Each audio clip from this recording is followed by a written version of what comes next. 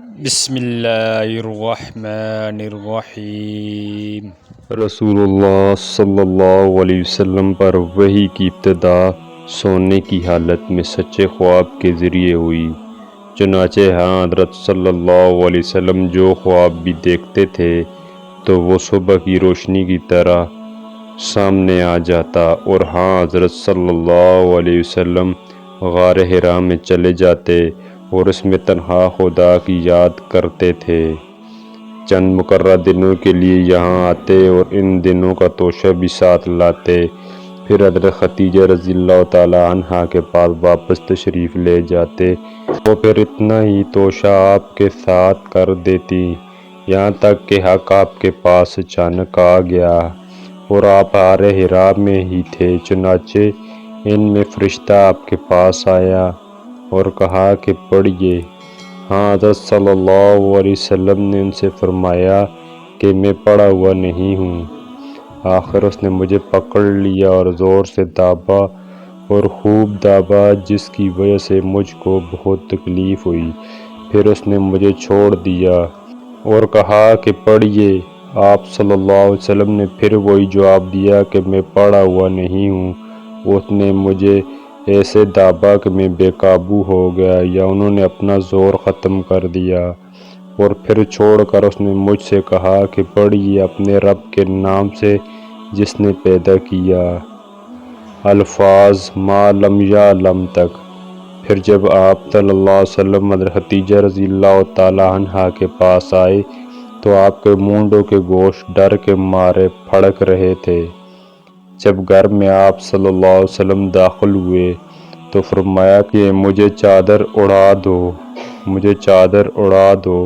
چنانچہ آپ کو چادر اڑا دی گئی، اور جب آپ صلی اللہ علیہ وسلم کا خوف دور ہو گیا تو فرمایا کہ خدیجہ میرا حال کیا ہو گیا ہے؟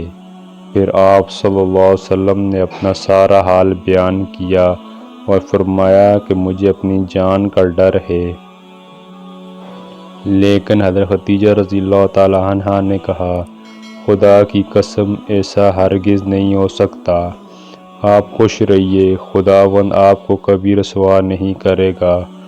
آپ تو صلہ رحمی کرتے ہیں، بات سچی بولتے ہیں، ناداروں کا بوجھ اٹھاتے ہیں، مہمان نوازی کرتے ہیں، اور حق کی وجہ سے پیش آنے والی مصیبتوں پر لوگوں کی مدد کرتے ہیں۔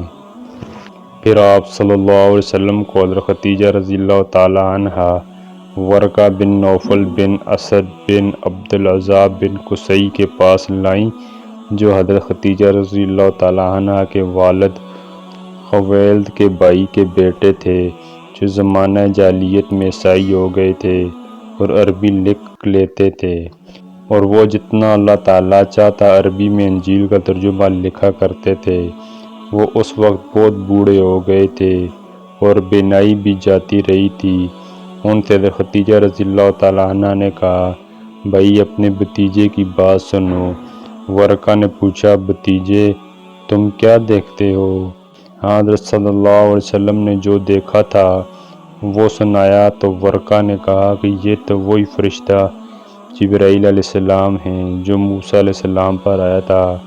کاش میں اس وقت جوان ہوتا جب تمہیں تمہاری قوم نکال دے گی اور زندہ رہتا۔